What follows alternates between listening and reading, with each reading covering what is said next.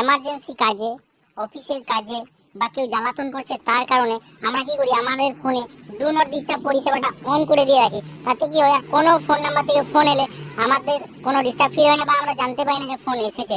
কিন্তু সেই মুহূর্তে যদি আপনার বাড়ির কোনো ব্যক্তি বা বাড়ির কোনো পরিবারের কোনো মেম্বারের আপনার সাথে এমার্জেন্সি দরকার পড়ে যায়, তাহলে আপনাকে কিভাবে পারবে, কিভাবে আপনাকে পাবে, কিভাবে আপনার সাথে যোগাযোগ হবে?